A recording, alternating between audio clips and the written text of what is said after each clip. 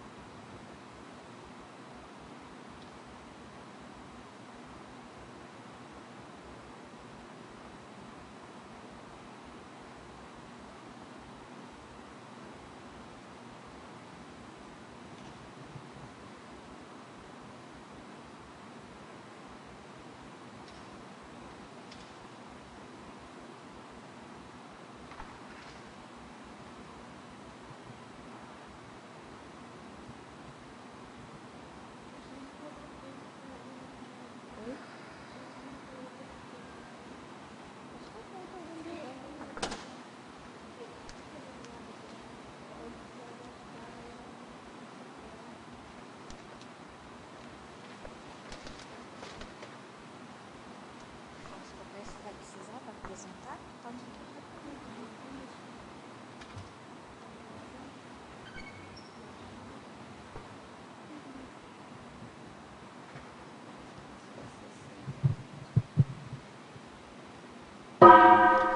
Tertúlia. Meu boa tarde a todos. Hoje é dia 11 de setembro de 2014, é uma quinta-feira. Nosso verbete é de número 3142, ele tem 7 páginas, 54 elogios e 20 máximos. O tema de hoje a ser debatido é a técnica do cosmograma, da especialidade cosmogramologia, e ele foi escrito pela nossa verbetógrafa veterana, professora Mi Belo, que é graduada em Engenharia de Telecomunicações, brasileira, natural do Rio de Janeiro, RJ, voluntária da Conscienciologia desde 2001, docente em Conscienciologia desde 2009, tenepsista desde setembro de 2001. A técnica do cosmograma é o conjunto de procedimentos rotineiros de leitura, seleção e análise de matérias publicadas na mídia nacional e internacional de todas as inclinações político-partidárias e posterior classificação e arquivamento segundo o fato central exposto de acordo com os princípios multidimensionais da Conscienciologia, objetivando a longo prazo alcançar a cosmovisão do holopensene humano e das realidades do universo, pelo exercício da associação máxima de ideias da autocriticidade cosmoética e da interassistencialidade pessoal. E aqui na pensenologia, o holopensene pessoal da ampliação cosmovisiológica, os pensenes com predominância do PEN. E na fatologia, o menu diário de imaturidades conscienciais típicas dos pré-serenões e cons-réus, disponibilizado em real time pela mídia globalizada. A reverberação dos trafares pessoais durante a leitura da matéria. A identificação de intolerâncias e preconceitos a serem reciclados. A consolidação da compreensão da conscienciologia pela análise dos fatos cotidianos. A coleta de bons exemplos. A sistematização da coleta de achados em planilhas antidispersão. O desenvolvimento da empatia com o número crescente de culturas exibindo características e valores distintos. O preparo pré-intermissiológico. E na parafatologia, o aumento das parapercepções, das sincronicidades, o autoassédio mental somático, o autodesassédio mental somático. É que tem autoassédio também. Tem, Na mas verdade, aí tem os dois, né? Tem os dois. As evocações extrafísicas, as escases intraconscienciais, a necessidade da desassim, a conexão com o amparo extrafísico de função, a conexão com as centrais extrafísicas, a interassistencialidade sem fronteiras. E aqui na argumentologia, nós destacamos, então, uma primeira listagem, que é de procedimentos, né, com 7 passos. Na verdade, são 7 passos do procedimento da técnica do cosmograma. Depois tem uma listagem também de achados, com 10 tipos de informações passíveis de serem extraídas durante as leituras. E na remissiologia nós destacamos cosmovisão humana, curiosidade pesquisística, interação, análise e síntese, leitura correta e nutrição informacional. E na frase enfática, na era da globalização digital, o emprego da técnica do cosmograma agiliza o desenvolvimento do autoparapsiquismo mental somático, policármico, universalista, sem fronteiras. E na questionologia, você já pratica a técnica do cosmograma com regularidade? Quantos temas e recortes constam do cosmograma pessoal? Já aplicou os achados na docência, artigo ou livro?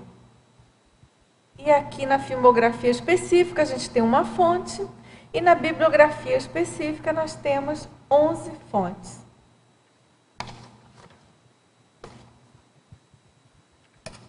Agora a gente tem a mega-análise. A mega-análise, como vocês sabem, é feita pela equipe de mega-análise da Enciclosapiens, professora Marilene Raganin, Pilar Alegre e Socorro Frazão. Então, vamos lá. Mídia, leitura, análise, seleção, picotagem, classificação, arquivamento, armazenamento, universalismo, fatologia, parafatologia, pesquisologia, comunicologia, interprisiologia, multiculturologia, cosmogramologia, autopesquisologia, mentalsomatologia, autocosmovisiologia, interassistenciologia. Agora, pessoal, a gente já tem aqui algumas perguntas, mas antes eu queria fazer uma chamada, que a gente vai ter o 5º Congresso Internacional de Projeciologia aqui em Foz, vai ser no Hotel Bourbon Cataratas, de 31 de outubro a 2 de novembro. É o CIPRO, né? É o 5º. Então, é um evento bastante importante, interessante. E, em geral, reúne muitos conscienciólogos e, enfim, muitos pesquisadores. Então, estão todos convidados. E também a gente tem o curso Holotecologia e Cosmovisiologia, que tem muita relação com o cosmograma, né? De certo modo. E ele vai acontecer de 24 a 26 de outubro. E também é a primeira semana de holotecologia, no dia 27 de outubro a 2 de novembro. Então, estão todos convidadíssimos. É uma iniciativa aqui do pessoal do Holotec e do CAEC, é claro. Vocês podem pegar informações com o próprio e-mail do CAEC. E a gente lembra que esse curso ele tem essa proposta, né, de fomentar o holopensene da holotecologia, também pensando, né, e visando o futuro Megacentro Cultural Holoteca, que é um projeto da CCCI. E, para quem não sabe, é um projeto feito pela equipe, né, do arquiteto Oscar Niemeyer, e a gente está em fase de finalização, né? Um projeto capitaneado, aí, pilotado pela IEC, e está em fase de finalização e a gente está precisando, vamos dizer assim, colocar bastante gás para que ele consiga se realizar num curto espaço de tempo. A gente sabe que vai ser um ganho muito grande para todos nós em termos de visibilidade da conscienciologia e, claro, para a cidade de Foz do Iguaçu. Vai ser mais um atrativo aí para a questão do turismo, né, em Foz, tá certo? Pessoal, então vamos aqui à nossa verbetógrafa, professora Mi. Professora Mi, a gente já tem aqui algumas perguntas, mas antes eu queria que você comentasse da sua experiência, da sua participação, né, por tanto tempo no Holociclo, na equipe lá do Cosmograma. Você já participou da formação de autores, dando aula de cosmograma, depois teve aquela dinâmica, né, do cosmograma, que você também atuava junto com o professor Alcir, não é isso? Exatamente. E eu entendo, a gente supõe que isso tudo tem embasado aí a sua motivação e mais o evento, pelo que a gente sabe, né? O evento aí do painel da África. Né? Antes de mais nada, eu queria dar boa tarde aqui para todos os tertulianos e os teletertulianos, que de casa aqui agradeço aí a presença, né, à distância.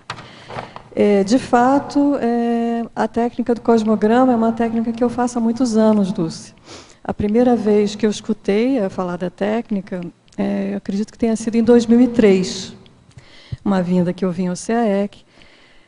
Na ocasião eu não morava aqui, morava à distância, e eu não gostei muito da técnica não, sabe? Eu achei aquilo de, como que eu vou aprender alguma coisa lendo o jornal, se das coisas que eu sei, quando eu vejo no jornal, está tudo errado.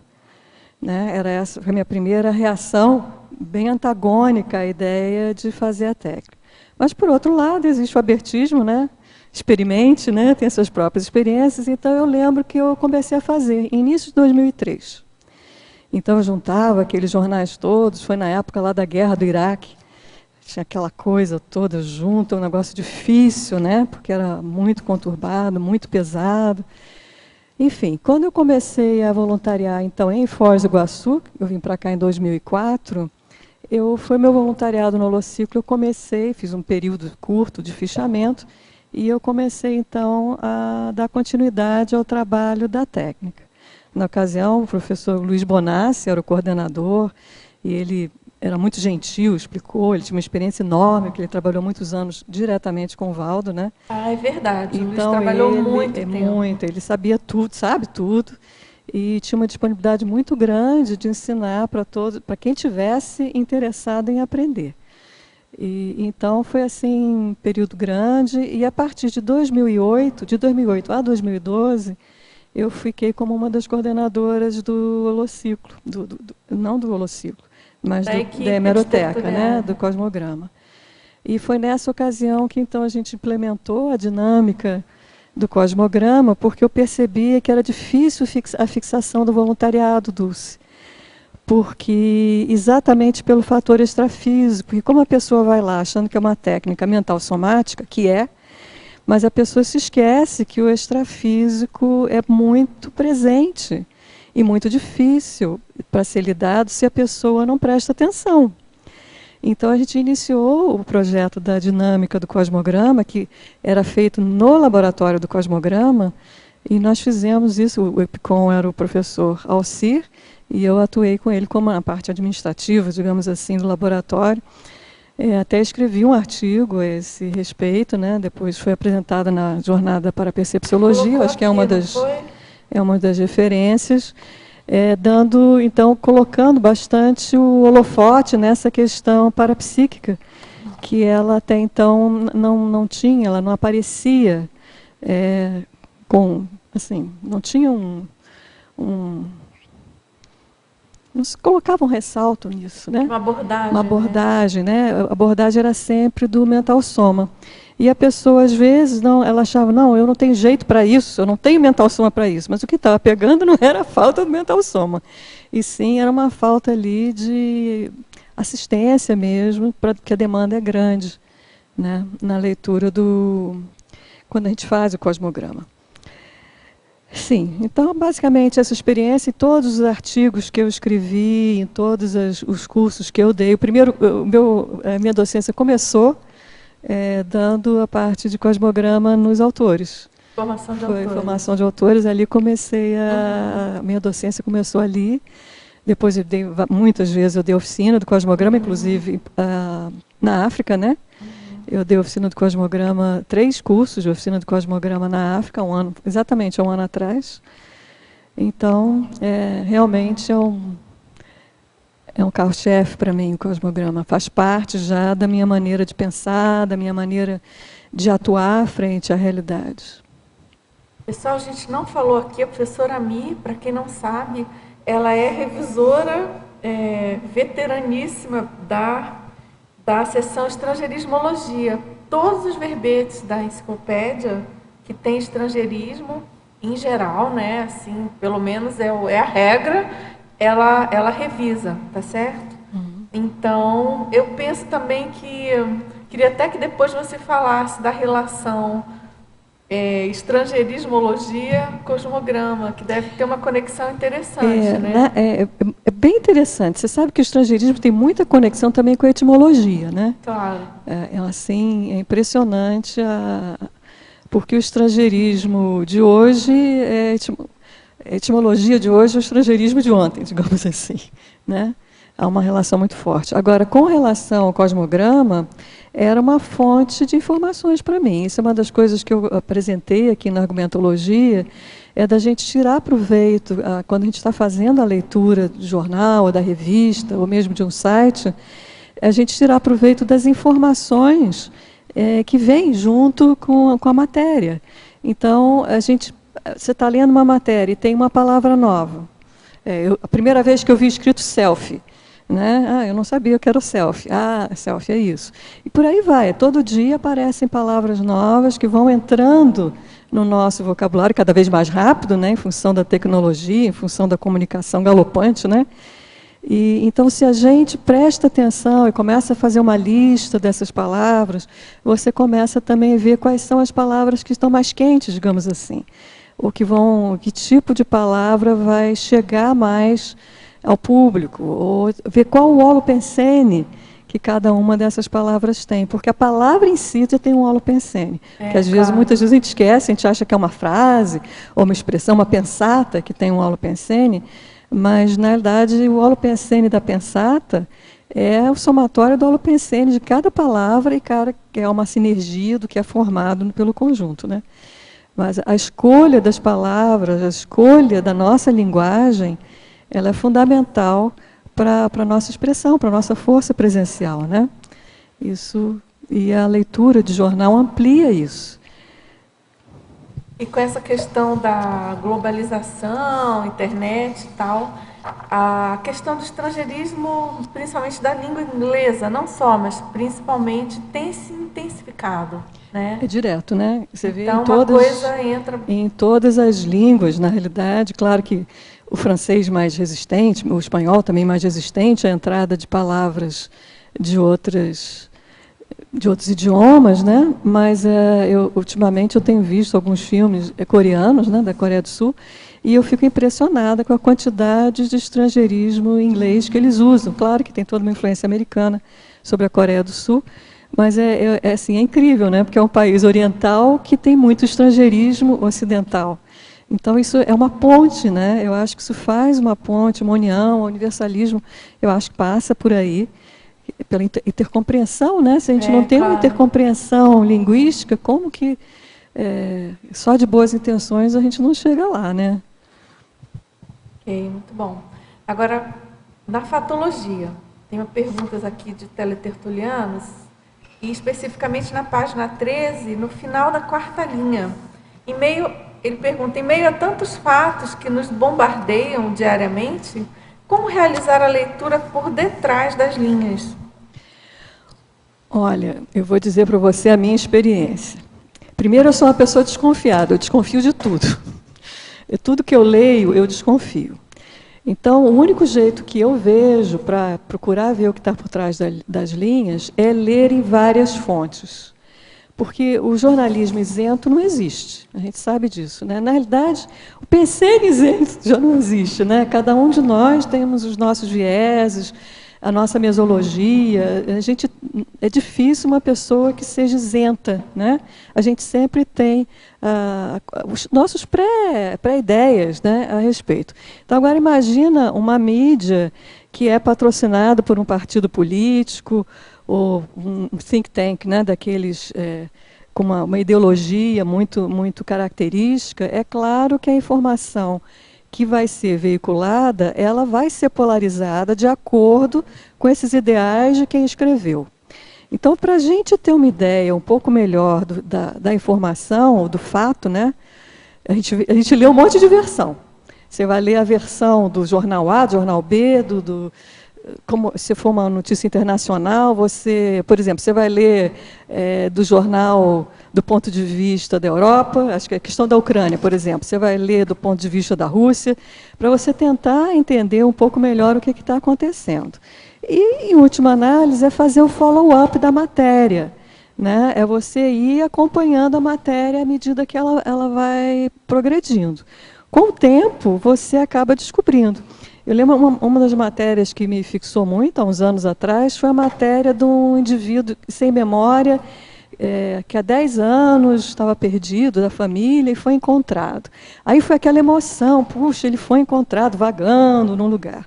Passou-se uma semana ou duas, não era nada disso, aquilo tinha sido um golpe de seguro que ele tinha dado com a mulher, e na realidade ele resolveu achar que 10 anos depois ele poderia retornar e que estaria tudo ok.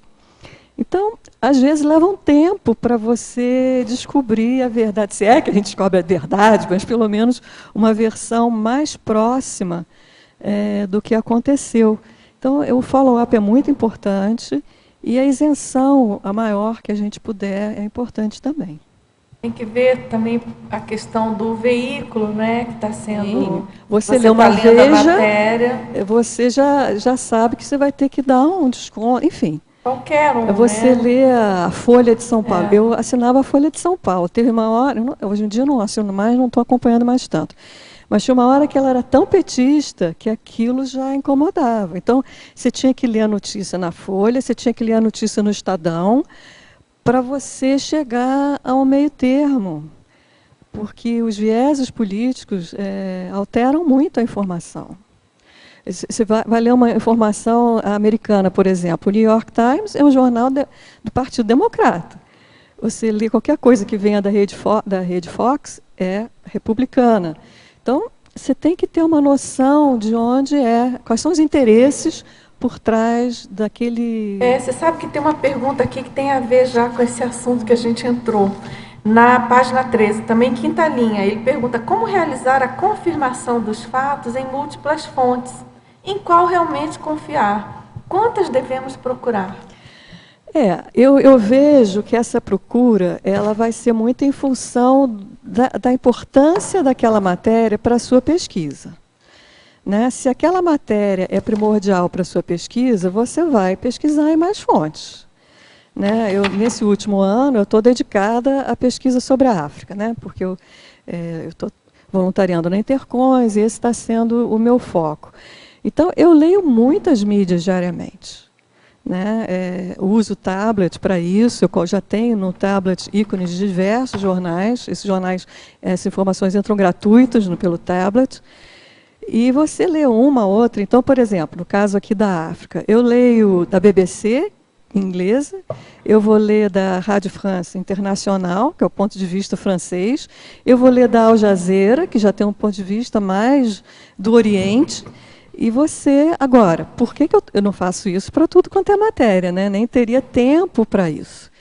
Mas aquilo que você bota o seu foco, aquele então você se dedica mais. Agora, de qualquer maneira, aí entra o parapsiquismo. Felizmente, a gente tem amparo, né, gente? Porque a quantidade de informação que nos cerca hoje em dia é humanamente impossível a gente ler tudo isso, né? Tanto que a informática, a política informacional hoje em dia está toda voltada no tratamento de grandes bancos de dados. Como é que você trata essa massa enorme de informações? Então, no nosso caso, existe o parapsiquismo, existe a intuição, a sinalética do amparador, e as informações elas acabam chegando para a gente, desde que a gente esteja aberto para isso. Claro, sem entrar na imaginação ou no sonho, né? Não devagar. Quer dizer, a gente faz a nossa parte de pesquisar, mas tem essa ajuda bastante evidente do extrafísico. Agora, antes da gente continuar, eu queria que você desse uma palhinha, comentasse aquela listagem dos procedimentos, para ajudar quem não conhece a técnica a entender melhor e aprofundar aqui ao longo da tertúlia. Porque você concorda? Tem muita gente que realmente não conhece. É uma técnica proposta, né, pelo professor Valdo, E eu acho que ia ser bem interessante aqui na página 16, você dar uma palhinha, um panorama geral. Eu diria que a maioria das pessoas, ou pelo menos um grande número de pessoas, já tem o hábito da leitura de jornal. Pelo menos quem tem mais de 40 anos tem esse hábito. O pessoal mais novo já tem hábito. Os hábitos mudaram muito, né? Porque as redes sociais entraram com muito mais vigor, né? Mas para a pessoa mais velhinha, digamos assim, a leitura de jornal era um default. Todo mundo lia jornal. Eu me lembro que na minha casa se assinava 2 jornais. Era um programa. Você acordava de manhã e ia ler jornal. Aliás, foi uma das coisas que eu fiquei muito triste quando eu vim para Foz, porque eu tive que abrir mão do meu café da manhã com o jornal. A menos que aliás, nem o jornal de Curitiba chega em Foz antes das 10 da manhã. E o Jornal de São Paulo só chegava de tarde. O Jornal do Rio não chega em Foz. Então, o jornal que eu tinha hábito de ler, esse eu tive que abrir mão. Eu também lamentei esse. Agora, hoje em dia, eu leio no iPad, gente. Hoje em dia, eu substituí por um hábito muito melhor. Na cama, eu pego meu iPad, leio jornal do mundo inteiro. Eu saí com ganho disso, né? Mas a leitura de jornal, ela ocorre, né? O hábito da leitura de jornal. O jornal é caro. Olha, tem um monte de jornal gratuito. Tem jornal gratuito em tudo quanto é canto. Muitos jornais são de propaganda. Mas esse jornal de propaganda não tem nada que interesse. Sempre tem coisas curiosas, gente. Eu pego tudo. Qualquer viagem que eu vou, às vezes eu recebo jornal de evangélico. Eu pego também. Vou dar uma olhada. Como é que esse pessoal pensa? O que é importante para eles? Se a gente não conhecer como as outras pessoas pensam, como que a gente vai fazer assistência? Né? E não é que a gente vai impor a nossa maneira de pensar para os outros, mas se você consegue entender como o outro pensa, você vai poder abordar muito melhor se for te dada a oportunidade. Né? E hoje em dia, com o pessoal de tablet, então a gente tem uma leitura de jornais muito grande. Então, é o hábito de ler o jornal. E à medida que você vai lendo, quer ele seja físico ou sendo virtual, você vai lendo o jornal e você vai vendo quais são as matérias que têm um interesse maior. Num primeiro momento, você vai escolher matérias que têm mais a ver, às vezes, com a sua profissão, às vezes com até a sua paragenética, profissões que você exerceu em outra vida, não é o que você faz agora, mas, nossa, puxa, eu gosto tanto de astronomia. Hoje em dia eu não tenho nada, eu trabalho com, sei lá, economia. Sou administrador, mas eu tenho uma coisa assim, toda notícia de astronomia me interessa. Né? Então, você tem essas tendências. Eu, por exemplo, eu tinha uma tendência, é um hábito que eu tenho até hoje, eu gosto de ler jornal de trás para frente, deve ser da época árabe, né? de ler o jornal ao contrário. Então, quando chegava naquela parte de política, gente, eu pegava o caderninho todo e fazia, e ia adiante. Eu não lia, porque eu ficava indignada. Então, isso é uma das coisas que eu melhorei muito com a técnica do cosmograma. Mas depois eu conto essa parte, vamos na sequência. Ler o jornal, o ideal é que com o tempo você consiga ler o jornal todo, sem ter implicância com determinados assuntos, e você vai selecionando aquelas matérias que você considera importantes. Eu vou recortar? Não, na técnica do cosmograma é para ser mais simples. Então, você não vai usar tesoura para fazer clipping, né, como é o normal nas bibliotecas, fazer clipping, né, da notícia, você recorta. Não, a gente pega uma régua e você pega o jornal e corta aquela página toda. E naquela folha ali você vai escolher. Como um jornal é físico, no caso virtual não, você pode escolher quantas matérias você quiser. No físico, você vai ter que exercer uma questão de prioridade. Qual é a matéria que eu considero mais importante frente ao verso? Você vai escolher uma. Essa matéria, então, você vai sublinhar o título e você vai dobrar, se for um jornal daquele tradicional grandão, você dobra em 4 de maneira que fique por cima a matéria que você está com interesse. Então, a primeira coisa foi isso. Você leu o jornal e você selecionou matérias que você achou interessantes. Eu, em geral, eu faço isso, essas duas de uma vez. Eu leio o jornal todo, já seleciono tudo, já dobro as matérias. Nessa primeira escolha, eu fiz uma leitura, que é até uma palavra do estrangeirismo, eu faço um scanning. Scanning e skimming. Eu dou uma olhada assim para ver, não olho a matéria toda para ver se é interessante. Não há necessidade disso. Você olha assim, essa matéria é interessante. Não, isso aqui é bobagem. olha, essa matéria é curtinha, mas tem uma coisa Às vezes muito umas diferente. pequenininhas, né? São Você bem parar interessantes. isso aqui, depois eu vou procurar mais sobre esse assunto, né? Então você faz essa escolha de matéria. Num outro momento, porque você vai precisar de mais reflexão, então não é naquele momento dali do café da manhã que você está correndo, que você tem que ir para o trabalho. Ali você selecionou, mas num outro momento você então vai analisar a matéria como um todo. Aí você lê com cuidado, você sublinha coisas que são importantes. O seu objetivo nesse momento são dois. Um é fazer uma classificação da matéria. De tudo que foi falado nessa matéria aqui, qual é o mater pensene? Essa matéria aqui é exatamente sobre o quê? Às vezes tem matérias que falam de duas coisas, né? Fala de medicina e fala de educação. Fala de medicina, educação e ginossomática. Né? Às vezes você tem dúvidas de como você vai classificar aquilo. Então, a gente tem aquela técnica que você vai fazendo círculos. Né? O guarda-chuva, o tema guarda-chuva é o tema mais amplo. E depois você vai fechando ou fazendo interseção com outros temas. Mas nesse momento da análise, você já pode ir pescando. Por exemplo, tem um estrangeirismo aqui interessante, vou pescar. Aqui tem tem um binômio aqui. Olha, ele fez uma enumeração. Tem aqui, ele está falando de um filme. Então, todas essas informações você pode ir destacando, porque é conhecimento que você está adquirindo. Muitos artigos, gente, são escritos por antropólogos, sociólogos. Quer dizer, eu tenho maior respeito por esse tipo de escritor, porque eu sou da área técnica, né, gente? A minha formação é de engenheiro. Então, eu tenho uma lacuna muito grande sobre esse ponto de vista. Né? Então, eu acho interessante, porque esse tipo de repórter, digamos, jornalista, ele vai dar um enfoque do qual eu sou meio analfabeta.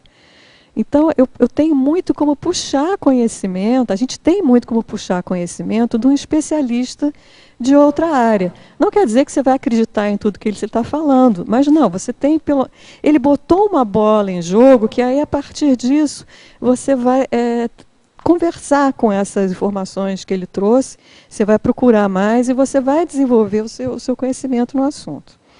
Bom, passando da parte, classificou aquilo tudo, colocou, né, no jornal que você dobrou, na revista, você vai colocar em cima o nome, né, que você classificou, e aí você vai para a parte do arquivamento. Como é que eu vou arquivar isso? Se for uma matéria virtual, você pode arquivar na pasta do seu computador. Se for matéria mesmo em papel, você vai ter que começar a pensar que tipo de pasta você vai usar, qual é o local onde você vai guardar isso, na sua casa. E aí vem aquele grande problema. O holociclo é fantástico, né, gente? Tem aquela mesa enorme, você esparrama tudo ali. Mesmo assim, a gente sofre. A Gisele sofre para poder caber todas as partes naquela mesa enorme. Agora, imagina na casa da gente, que a gente não tem esse espaço todo. Então, aí você vai ter que liberar algum espaço. Eu, por exemplo, uso pastas poliôndas, né? Na vertical, não tem aquele espaço horizontal que a gente tem no holociclo. Tem pesquisador, né, Ami, que está fazendo alguma pesquisa, faz o cosmograma e depois doa, né? Sim, isso é muito comum. Doa para a holoteca, às vezes principalmente o autor, né? Ele já terminou, ele já produziu aquilo. Muito embora, por exemplo, o professor Valdo, ele guarda todo o cosmograma de cada livro que ele produz. Então, se você for no holociclo, tem armários relativo a cada obra dele, e todo o cosmograma é relativo daquela obra. Porque aquilo ali é como se fosse, são as referências bibliográficas da obra dele. Então, ele não desmembra aquilo. Mas muitos de nós desmembramos. Por um período você está interessado numa matéria, num determinado tema de pesquisa, às vezes até devido à sua profissão, e depois você doa isso para o holociclo. Isso é comum, de fato. E o mais importante, gente, é o item 7, é a aplicação, porque não adianta eu brinco que a gente tem pessoas que são input only. As informações só entram. Aquilo nunca sai, nunca vem a aplicação, nunca vem o resultado, nunca vem a produção. Então, essa parte é muito importante. A gente, quando está fazendo a pesquisa, a gente deveria estar pensando em como nós vamos aplicar isso. Então, muitas vezes, a coisa acontece ao contrário. Né? Às vezes, a gente tem um cosmograma, há muito tempo ele está lá. e aí você resolve escrever um determinado artigo. E aí você olha para o seu cosmograma e você vê que você não arrumou o cosmograma de uma maneira lógica para o seu artigo. Então você vai ter que procurar aquilo tudo para pescar as informações dentro daquele ponto de vista do seu artigo. Muitas vezes você reorganiza o seu cosmograma para isso. Não é? E o exemplo maior que eu vejo é o do Homo Pacíficos e do Homo Reurbanizatus. Né? O professor Valdo juntou uma quantidade imensa de recortes sobre belicismo. Mas se vocês olharem as referências bibliográficas do cosmograma que tem ao final do livro, acho que quase um terço da obra ele reclassificou tudo ao final.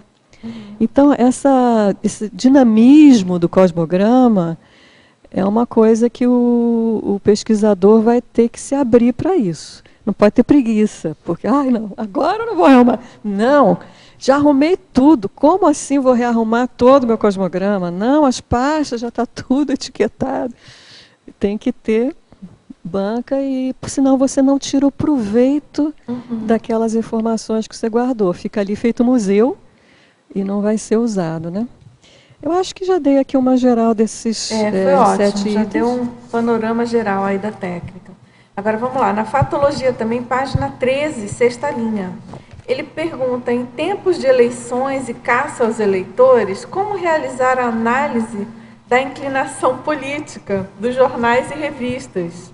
Essa inclinação pode ser do tipo Maria vai com as outras, variando conforme quem esteja no poder? Há jornal ou revista isentos no Brasil? Olha, existe... gente, como é que chama aquele jornal? Observatório da Imprensa. Não sei se vocês já viram esse jornal. Tem na internet, né? Teoricamente, o Observatório da Imprensa ele faz uma análise de tudo que foi impresso. Então, eu diria que ele é o mais isento, do ponto de vista político, né, que é o foco maior. Ele vai procurar fazer uma análise. As outros mesmo, eu não vejo que revista Maria vai com as outras, não. Todos eles têm os seus lobbies muito claros, porque são os seus financiamentos, né? É quem está pagando por aquilo. A gente sabe que os jornais é tudo meio falido hoje em dia, nada existe sem ter o interesse financeiro por trás, né? Aliás, historicamente sempre foi assim. Os jornais não vão ser diferentes, porque a comunicação, gente, é o que faz a cabeça da gente. Então é uma arma poderosíssima, ninguém dá mole para uma informação dessa. Às vezes um jornalzinho furreca é mais isento, porque às vezes ele... Enfim, está mais livre, né? Mas, em geral, também, esses jornaizinhos menores têm um lobby da própria pessoa. Tem gente que está sempre vendo armadilhas, né? É o camarada que sempre está vendo complôs, enfim. Então, você tem que olhar e ver isso. Agora, Carta ao Leitor é muito interessante de ler, viu?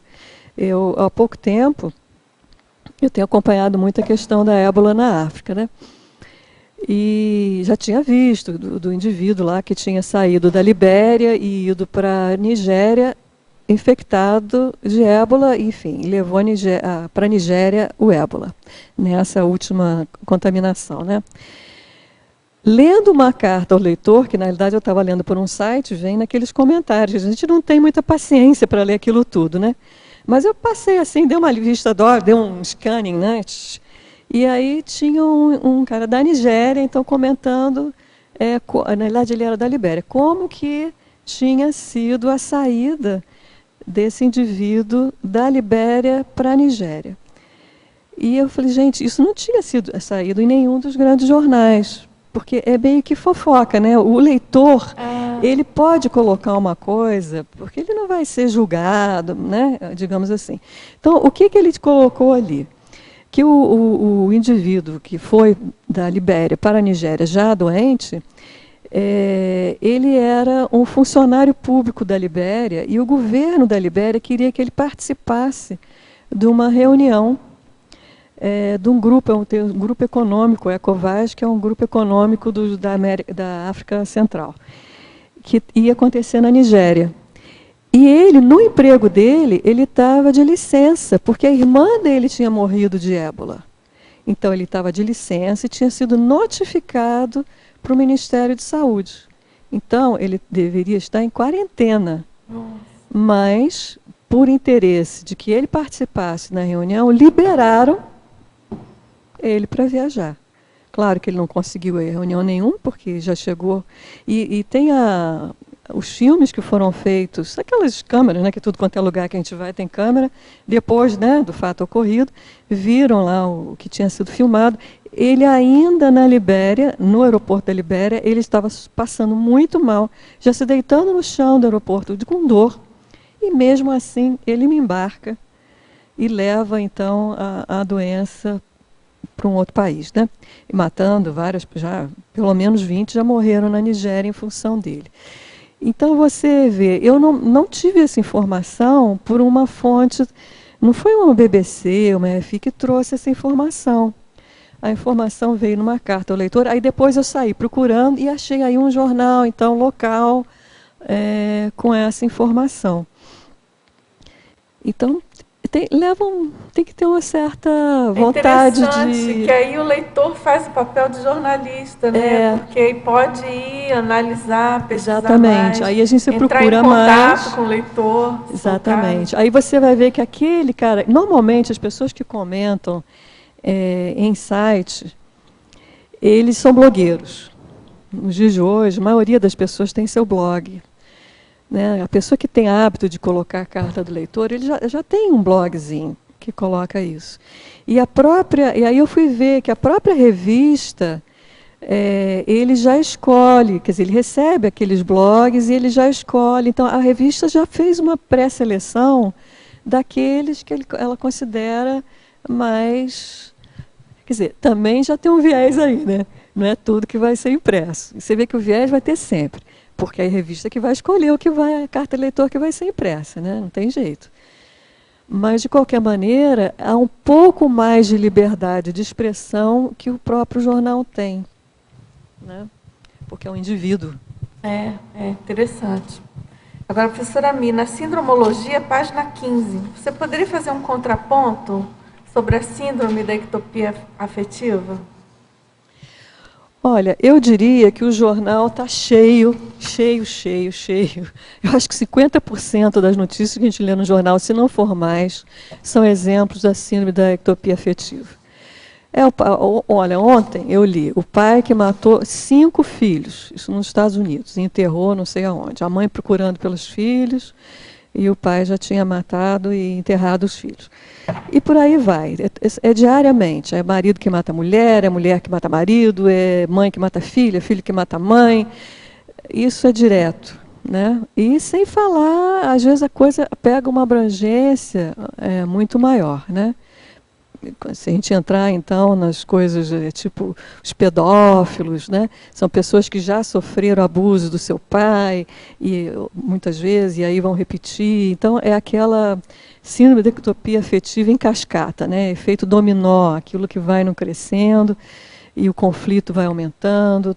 Não é à toa que o Homo Pacíficos, a primeira sessão inteira, é sobre a síndrome da ectopia afetiva, né? Então, você pode, se você parar para olhar, você vai classificar. Eu acho que o grande número das matérias com essa classificação.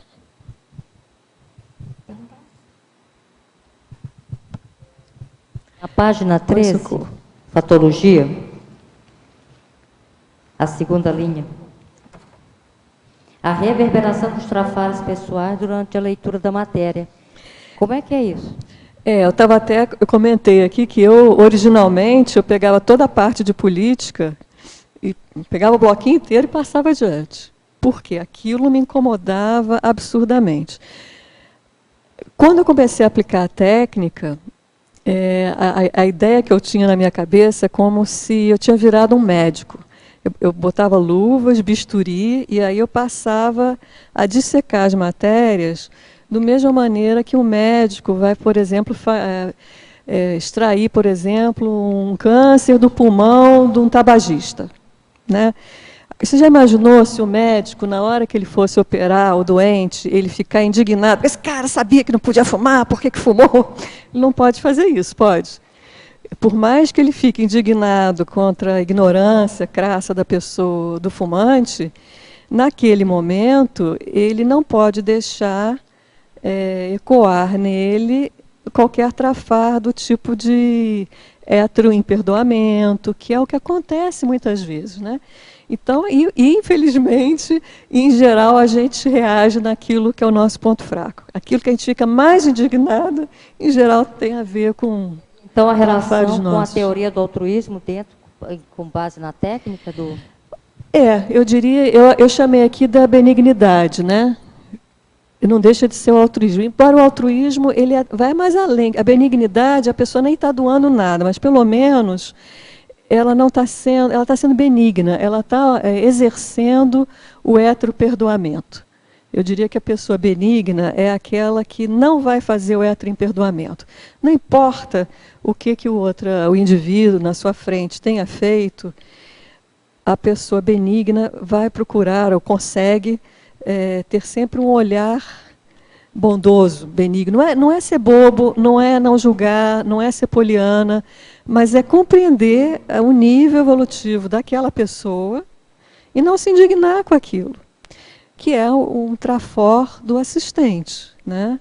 Um assistente, aquele com A maiúsculo, ele tem que ser benigno, senão dificilmente ele vai conseguir fazer uma assistência. Eu diria que o serenão é o nosso maior exemplo da benignidade no caso, né? Pessoas que sentem uma afinização com determinada matéria de falecimento, aquelas colunas de óbito, falecimento, é uma atração? Existe satisfação malévola. Eu estou rindo aqui porque a minha mãe já está com 97 anos já. Agora ela já nem lê jornal, mas numa época, a pessoa que tem mais idade, ela lê, porque ela vai vendo seus amigos, seus conhecidos, uma certa satisfação malévola até certo ponto. Né? Não, olha, eu ainda estou vivo, esse já foi. Às vezes não, óbvio, mas existe um componente meio esquisito nessa fixação pela parte do óbito. Às vezes não, você sabe que eu gosto muito de ler óbito, às vezes, de personalidade, porque muitas vezes vem uma mini biografia, né, da pessoa, e aí você vai ver. Eu particularmente gosto muito de ler os óbitos de personalidade, porque aí você vai ver quem eram os amigos, quem é que está fazendo, né, que está escrevendo, ou está lendo alguma coisa no enterro, né, ou que seja, no memorial daquela pessoa. É como se você entrasse um pouco na fofoca da vida pessoal daquela personalidade. Ami, na fatologia, na página 13, na 12ª linha, onde você coloca a sistematização da coleta de achados em planilhas antidispersão. Você pode explicar como funcionam essas planilhas antidispersão? Uhum. Então, eu hoje em dia não tenho mais grande memória, né, Rômulo? Eu fico tristíssima com isso, mas é fato. Eu tinha uma memória ótima. Hoje em dia a memória é uma vaga lembrança. Então, se eu não uso um banco de dados externo, aquilo entra e sai. O que eu li ontem, eu já esqueci hoje. Principalmente uma informação que não é utilizada, né? Porque a informação que ela fica solta, ela é muito mais facilmente esquecida. Quando a informação encaixa numa rede sináptica que você já tem, não, aí ela fica presa, porque ela se associa a outras informações e aí aquilo não se perde. Mas quando a gente está tentando suprir uma lacuna, né, feito eu lá, não tinha, a minha parte cultural era muito pequena, né, o meu mundo era mais o mundo técnico. Então eu tinha uma lacuna muito grande. Então, no primeiro momento, eu fixar essas informações, não tinha onde fixar. Sabe como é que é? Você quer pendurar uma roupa no armário, mas você não tem nem o cabide, nem o varal ali para você pendurar. Então, você põe ali a roupa, ela cai no chão, né? Ela não se prendeu a nada, a informação entrou e saiu. Então, eu comecei a gente gosta de uma planilha, né? Pelo menos tem isso, gente. O pessoal da área técnica tem essas vantagens. A gente tem hábito de planilha. Então, com isso, eu já ia digitando e usava a coisa do link, que é muito bom. Então, por exemplo, um determinado artigo que eu achava bacana. Daí eu já tinha tinha um período que eu fazia muita pesquisa do estrangeirismo, que era meu interesse. Era a época que a gente estava fazendo expansão dos verbetes do professor Valdo. Então, eu estava sempre procurando estrangeirismos para colocar nos verbetes antigos, né? Hoje a gente não faz mais isso, mas eu fiz esse trabalho durante um tempo. Então, estou lendo uma matéria sobre alguma coisa. Aí eu via um determinado estrangeirismo que era perfeito ali para o Strong Profile, por exemplo. Aí eu já pegava a minha planilha, já colocava a palavra e já colocava o link do artigo. Porque ali também, quando vinha isso, gente, é porque eu estava lendo em outra língua, né? Digamos, estou lendo lá um artigo em inglês. Aí eu via dentro daquele texto em inglês uma palavra que estava perfeita para o contexto que eu achava interessante. Então, eu já botava também o link para o artigo, porque amanhã, se eu já digamos que eu tenha esquecido o que era a palavra. Como era mesmo o contexto que usava essa palavra, aí eu clico no link, tchum, vem o artigo, então ele vem inteiro. Então, com esse tipo de coisa, não era só com o estrangeirismo que eu ia colocando. Às vezes era uma boa ideia, às vezes era uma boa argumentação, às vezes era uma péssima ideia, uma coisa que você deveria refutar, era um modismo, uma coisa que está aparecendo que você quer refutar. Enfim, às vezes livros, né? Quantos livros eu não mandei comprar para mim depois, em função de coisas, de referências que eu li num artigo, né? Então, às vezes, naquele momento, sua cabeça não está para aquilo. Se você não anotar em algum lugar, você vai esquecer. Então, ter a planilha ali, que você só anota rapidinho e dá continuidade ao que você, de fato, naquele momento, era o mais importante. Mas, num outro momento, você, de vez em quando, tem que olhar na planilha, porque você nem lembra mais, porque você anotou ali. Você dá uma olhada ali, dá um refresh. Tinha esse negócio aqui, que é interessante. Então, a ideia da planilha é essa. Ami. De você ter na planilha a possibilidade de fazer, né, colocar lá a classificação, justamente também para você depois recuperar, porque um problema é que se você não, igual você falando, se tem uma informação que ficou solta, aquilo some e depois você não acha. Então você tem que ter uma certa forma, fazer a classificação mais adequada, né, para suas necessidades, para permitir que você possa usufruir daquela informação no futuro, né, para não ficar perdida também, né. Você sabe que agora, sábado, vou até fazer minha propaganda, aproveitar esse gancho aí. O curso Meu Painel da África, né? Você está com o panfletinho aí? Eu estava com ele aqui, mas caiu no chão e se perdeu. Enfim, então vou fazer uma propaganda aqui para vocês. Será que isso vai aparecer? Ó, sábado e domingo, Painel da África. E nesse painel vai ser apresentado uma série de artigos sobre a África, é um evento da Intercons. E eu vou estar apresentando a África através do cosmograma. E esse trabalho, eu fiz ele a partir de cosmograma que eu ia fazendo, e os resultados desse cosmograma eu postava no Facebook da Intercons. Para você ter uma ideia, eu já postei 900 matérias diferentes de cosmograma, tem quase um ano. Eu comecei em outubro do ano passado, em quase um ano, tenho 900 matérias que eu já postei nesse Facebook. O fato de postar no Facebook, a fanpage, ela tem essa facilidade, eles fazem, isso é automático do Facebook. Se você entrar em informações, aparece de uma maneira em tabela tudo que você postou. Então, a partir dessa tabela que o próprio Facebook me fornecia, eu tenho uma tabela enorme de tudo que eu postei. Como eu posto, feito cosmograma, eu posto com um tema de classificação, que é o que você está falando, né? Então, não só eu tenho o tema de classificação, como eu coloco o link da matéria, né? Então, com isso, esse curso que eu estou apresentando no sábado, eu fiz todo a partir de matérias que eu coletei, algumas, né, que eu selecionei, não vou falar de 900 matérias, mas, enfim, aquilo que foi entrando como uma colcha de retalhos, né? Hoje entra essa informação, amanhã entra outra, mas como eu tinha isso tudo tabelado, na hora que eu fui elaborar um curso, que eu criei uma certa lógica de apresentação dos temas da África, eu ia lá e eu pensava o exemplo do cosmograma para ilustrar aquilo que eu estava apresentando no curso. Então, é exatamente uma aplicação do cosmograma, passando por uma tabela para você poder... Porque cosmovisão, gente, se a gente não usar essa memória externa, é difícil. Você comentasse um pouco mais sobre essa cosmovisão. Que própria técnica, né, já fala em cosmograma.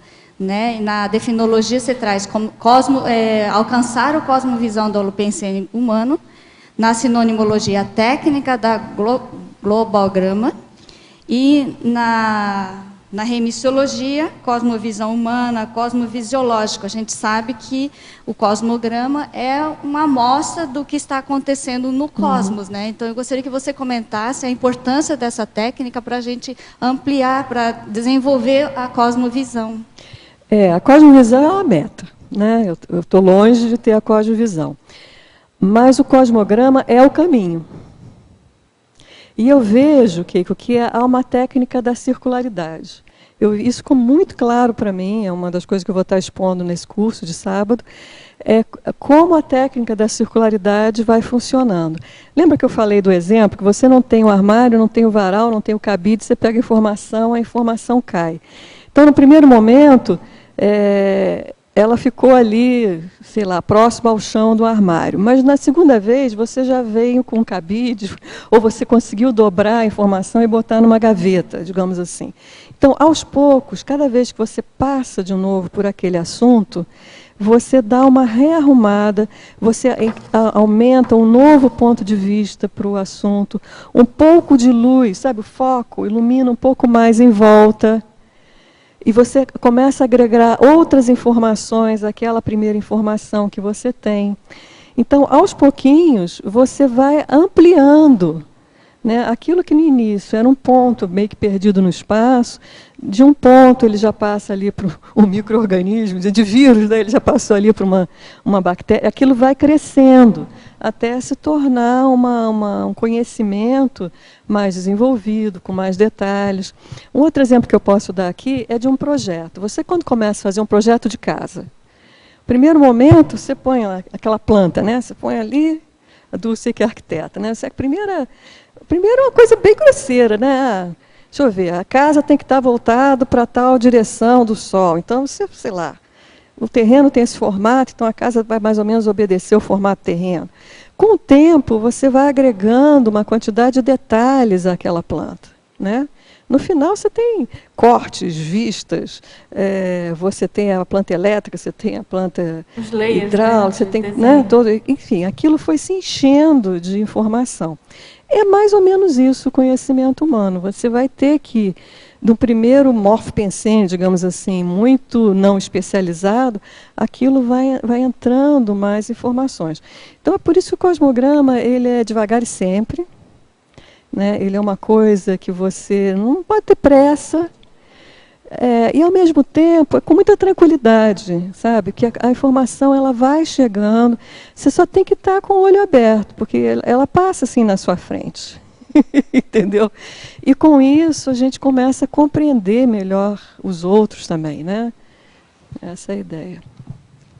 Ami, na página 14, em efeitologia, na quarta linha, o efeito de aumentar a conexão com amparadores avançados. Você pode explicar, detalhar um pouco mais? Olha, isso é real, né? Eu vejo, não sei se já estava aqui quando eu comentei, eu dei curso de cosmograma na África. Até porque, gente, eu sou docente nisso, né? Eu sou professora de cosmograma e também tenho curso na questão de anticonflito, né? Todo mundo aqui já deve saber, né? O professor Valdir sempre, nesse meu passado belicista. Então, são meus dois focos principais de pesquisa, né? E eu percebi, nessa minha viagem à África, quando eu fui dar esses cursos lá, eu estava meio assim, como que será que isso vai funcionar? Né? E, olha, funcionou fantasticamente bem. Eu dei esse curso numa cidade chamada Lubango, que não era para o grupo da sede, era uma cidade genérica, né, que a mãe do voluntário mora lá, então ela tinha um grupo de amigos e outras pessoas, enfim, não foram muitas pessoas, eram em torno de 13 pessoas, mas tivemos um grupo de pessoas razoáveis que não conheciam absolutamente nada de conscienciologia, mas é muito fácil entender o cosmograma. Então, num dia eu dei a técnica do cosmograma, no dia seguinte eu dei um curso de anticonflituosidade e autopacificação, que é todo conscienciológico, e foi muito fácil passar de uma coisa para outra em função de toda a abertura que já tinha sido dada no cosmograma, já tinha sido implantado com aquelas pessoas. Esse holopensene mais mental somático, uma abertura, foi feito um desassédio muito grande, porque eles fizeram, a gente levei recortes locais, né? Então as pessoas falavam das suas dificuldades, então já foi feito um primeiro desassédio ali, e foi possível então falar de temas muito mais complicados do ponto de vista de nidetismo, né? Então eu fiquei muito surpresa, e é claro que é por causa da presença de amparadores avançados, né? Não é a minha capacidade ali, é o que você consegue produzir com o amparo. O outro exemplo que eu posso te dar, Rômulo, foi durante o período da dinâmica do cosmograma. Foram 4 anos, existia essa dinâmica toda terça-feira pela manhã, eram 3 horas e meia de dinâmica, 3 horas de dinâmica, e a gente via ao longo desses 4 anos, deu para perceber a equipe que trabalhava.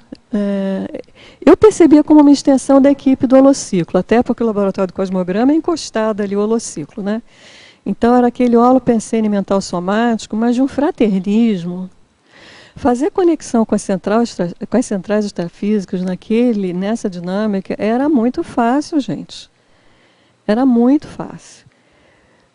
Então eu diria que sim, o parapsiquismo avançado, ele de fato está baseado no mental soma, porque você consegue aí um acesso a uma central extrafísica da verdade que muitas vezes você não é tão fácil de acessar, né? Eu, pelo menos, na minha casa, eu tinha dificuldade. Eu fui acessar no laboratório, entendeu? Por causa de todo o trabalho que estava sendo feito ali. Respondi a tua dúvida? Bem, agora na página 13, final da 4ª linha. Você poderia comentar a leitura por detrás das linhas? Essa já foi feita, você né? Comentou essa um pergunta, pouco né? Você já falou um pouco sobre isso. Aqui a leitura por trás das linhas, primeiro é você ser do tipo da discreciologia, né? Não acredita em nada, então você lê aquela notícia e depois você vai se questionar, vai ler em outras fontes.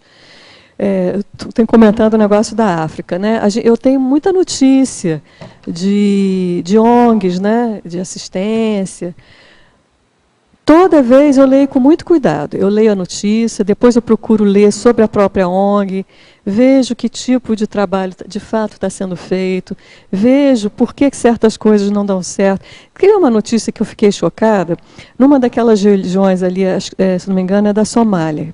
Somália tem muita questão de fome, eu acho que é da Somália. E tem um grupo jihadista, né, ali.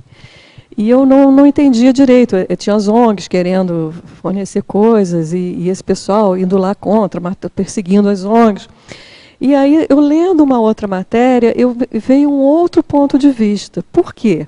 As ONGs, elas vinham com um monte de comida que não tinha sido plantada ali.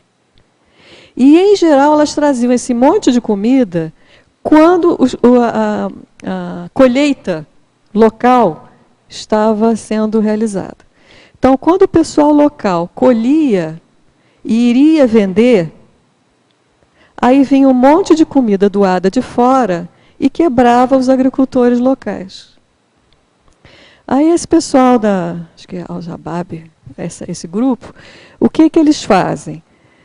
Eles abriram canais de irrigação, eles dão suporte de sementes e tudo mais para os agricultores locais. Então, o que isso acaba acontecendo?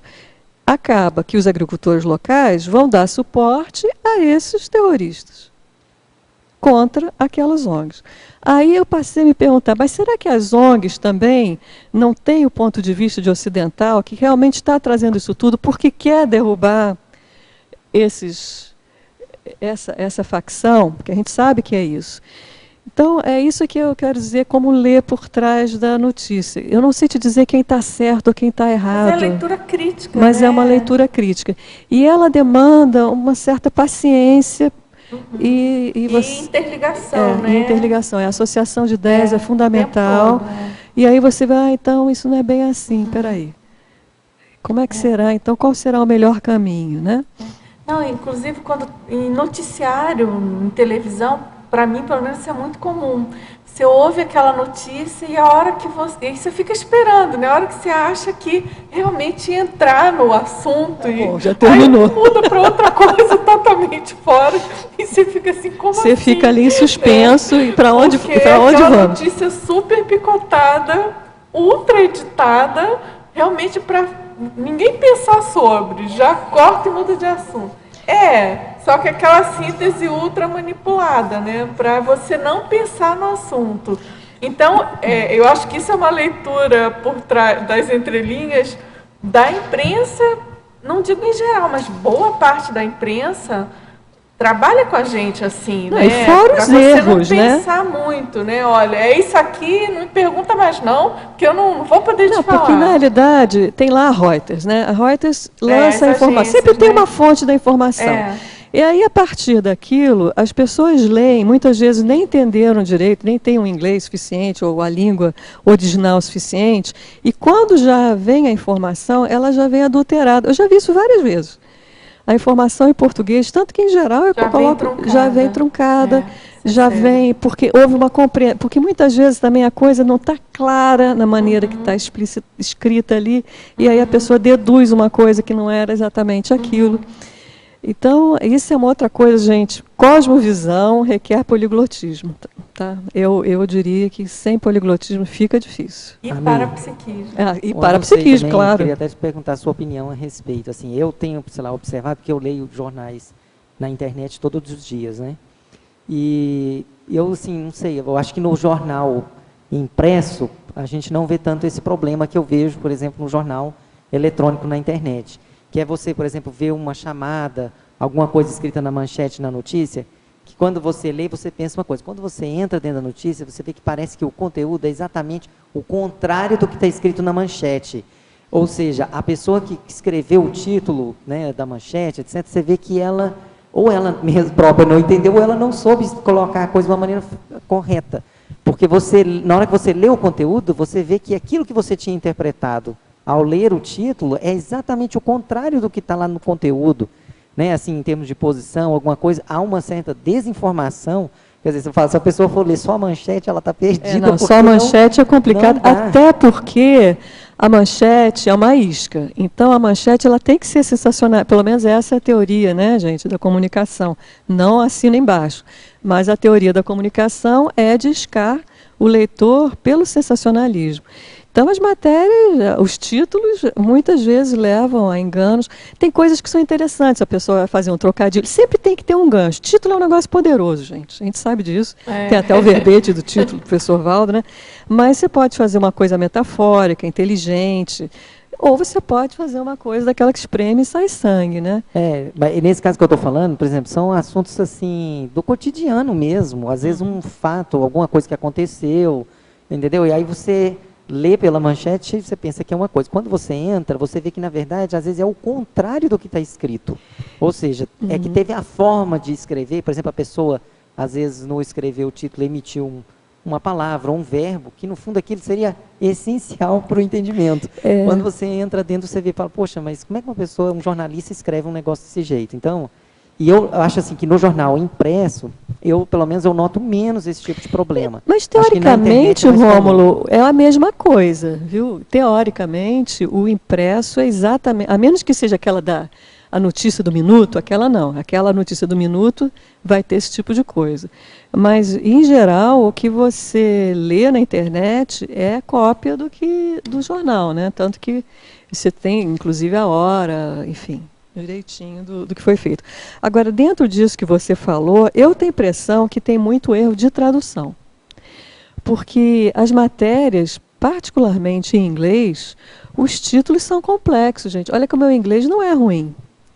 E, às vezes, eu tenho que ler 2, 3 vezes para compreender o que o título da matéria realmente quis dizer. Claro que quando você lê a matéria, fica claro, mas o título induz muito a erro. Se a pessoa não tem um bom inglês, ela pode se equivocar. Bem? Agora, professora Min, para a fatologia, página 13, final da segunda linha, gostaria que comentasse o aumento da parapercepção das sincronicidades. Recentemente conheci uma garota que me agrada física e interiormente. Opa. Isso foi sincrônico, pois atualmente me sinto verdadeiramente um novo homem depois de minhas ressexes e recins.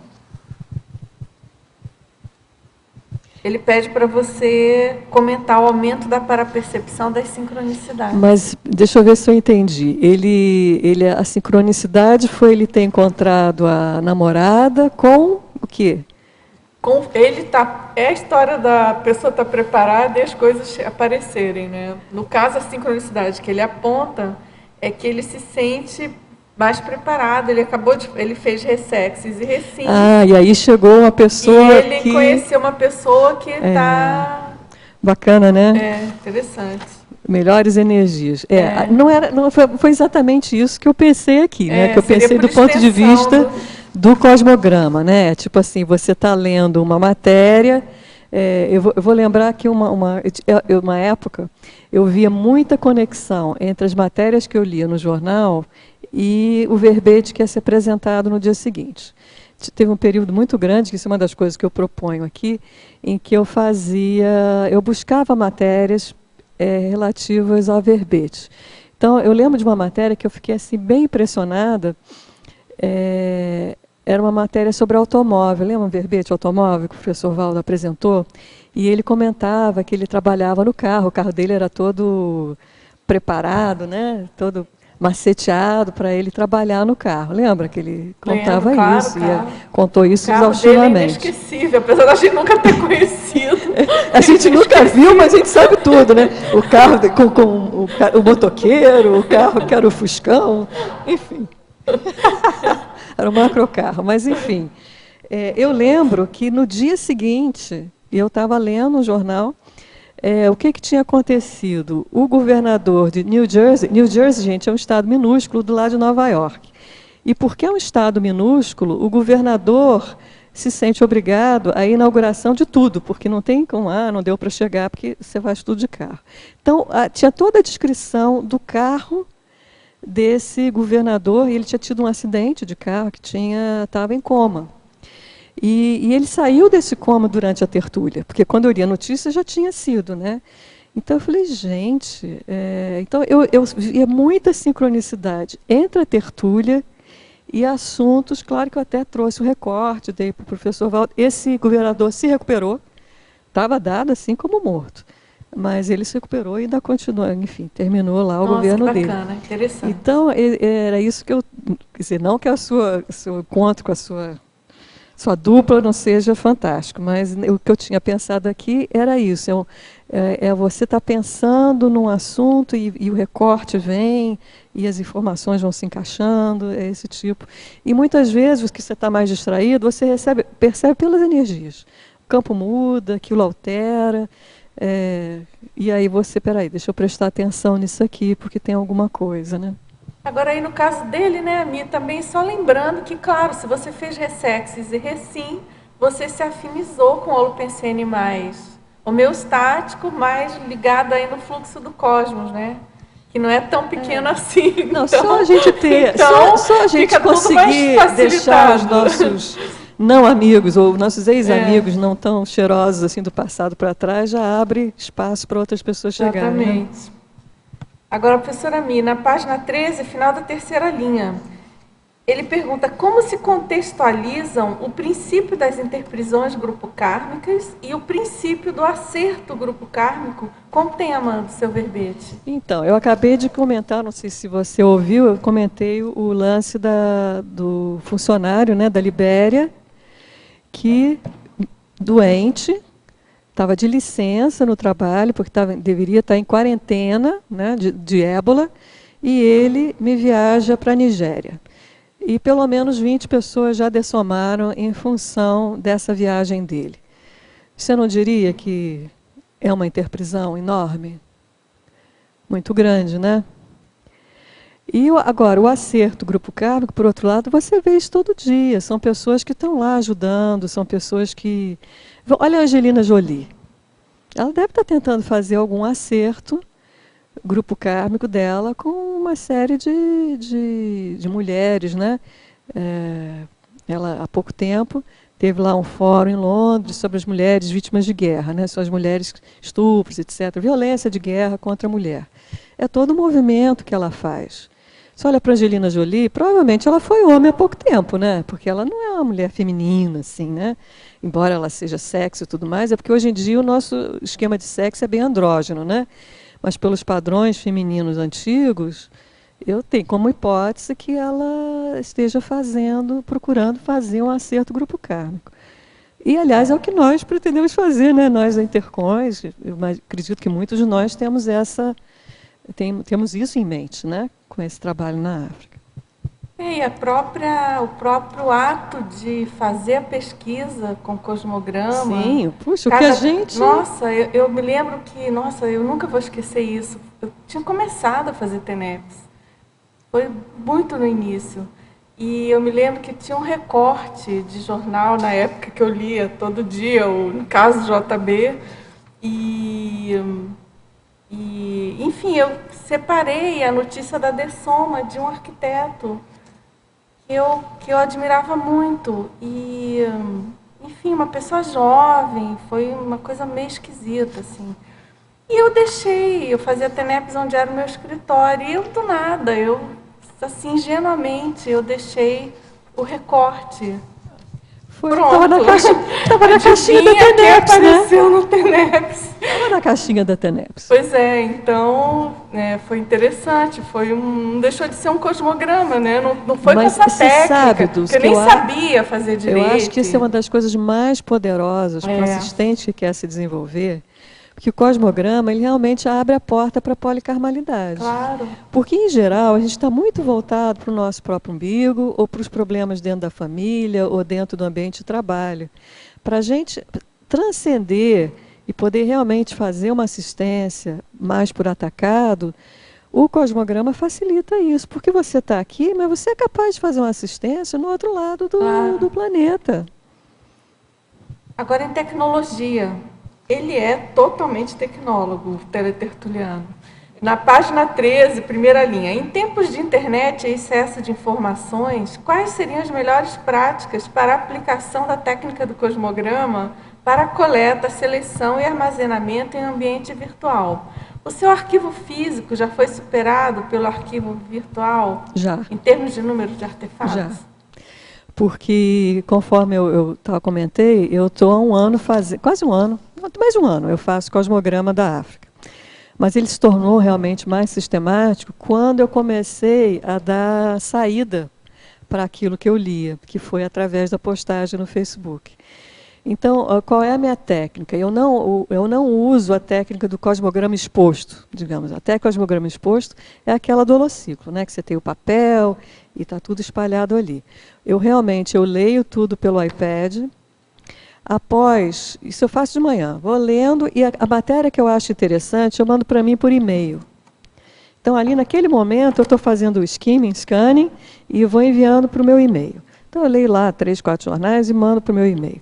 No outro momento, eu vou sentar, então, lá no meu desktop e vou dar uma olhada em todas as matérias que eu coletei.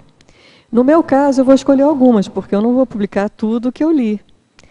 Então, e muitas vezes, nem é aquela que eu vou publicar. Eu vou pesquisar um pouco mais aquele assunto e ainda vou descobrir uma outra matéria, que aquela, sim, eu acho que é mais importante. Agora, tudo isso ficou guardado no meu Gmail. Então, eu uso essa técnica, fica tudo no cloud.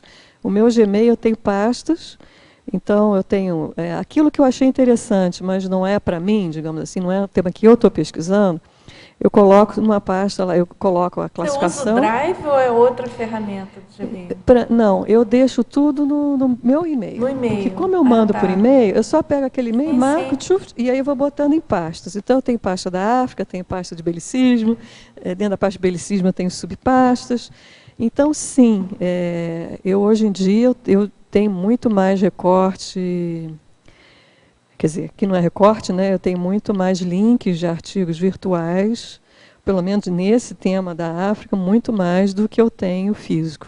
Mas você manda um e-mail para Pra você mim. mesma Eu mando e e-mail aí pra mim guarda mesmo. na nuvem do próprio Porque e-mail. aí não importa se eu estou trabalhando em Foz no meu desktop, eu estou viajando no meu laptop, em qualquer lugar, eu quero mandar isso para uma outra pessoa que também pesquisa, eu já dou um forward e digo, olha, fulano, isso aqui eu acho que é do seu interesse.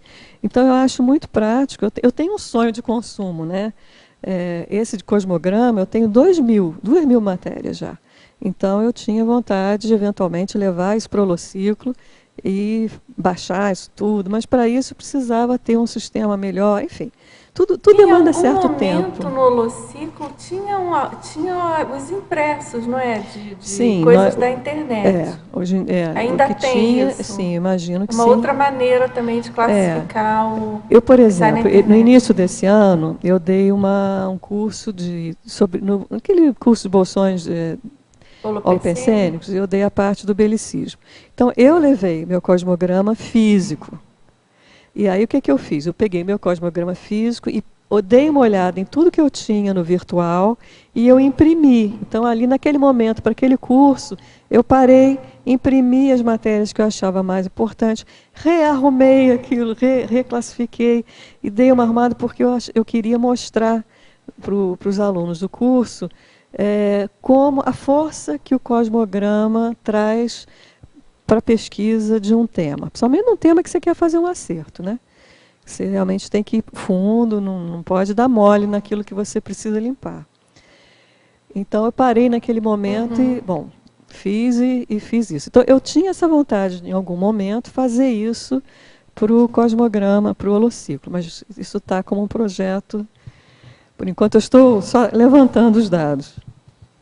Agora, essa teletertuliana, ela quer que você explique melhor o scanning skimming. Então, o scanning skimming é o nome de técnicas de leitura rápida. Isso é o nome eletronótico da coisa, tá? Eu não fiz curso de leitura dinâmica, mas eu sei que eu faço alguma coisa semelhante, sem ter estudado. O scanning é aquele bem rápido mesmo. Digamos assim, que você sabe que em um determinado matéria ali, você está procurando uma data, uma determinada, um livro. Eu sei que aqui fala de uma referência que eu estou procurando. Então, você vai fazer uma busca procurando uma informação que muitas vezes você já sabe até o que é. Então, ela é extremamente rápida mesmo, porque digamos que seja uma data, você já sabe que é um número, então é muito mais fácil de você encontrar. O skimming, a técnica, diz que você vai ler uma velocidade 4 vezes mais rápida do que você lê normalmente. E é mais ou menos o que eu faço quando eu vou escolher qual dos artigos eu vou usar, eu faço um skimming em todos eles, para ver, esse aqui tem um gráfico, isso aqui tem isso. Às vezes tem uma coisa no artigo que o outro é melhor que no outro, aí eu vou mencionar os dois, enfim. Agora, na hora que você vai fazer a síntese, aí você vai ler com cuidado, etc. Então, é como se a sua leitura também fosse meio circular. No primeiro momento, extremamente rápido, só para você... essa matéria é interessante ou não? No segundo momento, você já vai ler com um pouco mais de cuidado para escolher daquelas matérias qual, e no outro momento, então, você faz uma leitura como ele for. Como for. D'accord. Agora, na página 13, 7ª linha, como você faz o exercício de classificar as matérias segundo os verbetes da enciclopédia da Conscienciologia? Eu estava louco para alguém me perguntar isso. Que bom! Ninguém perguntava. Então, eu ia perguntar. Eu até comecei a falar aqui, né?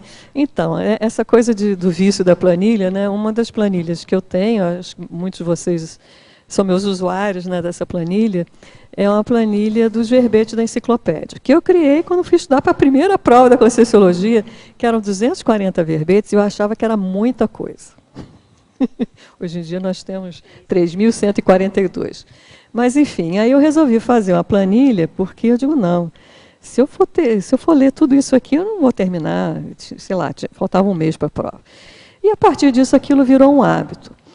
E, ao mesmo tempo, eu dava muita oficina de cosmograma, né, gente? Tudo é coisa da sincronicidade. Você está fazendo uma coisa, em paralelo você está fazendo outra, e tem uma hora que você resolve juntar uma coisa na outra. Porque uma das queixas que eu ouvia muito, eu não sei se há uma dificuldade que ainda muitas pessoas têm, mas era uma coisa que as pessoas diziam muito. Eu não sei juntar a Conscienciologia com o mundo lá fora.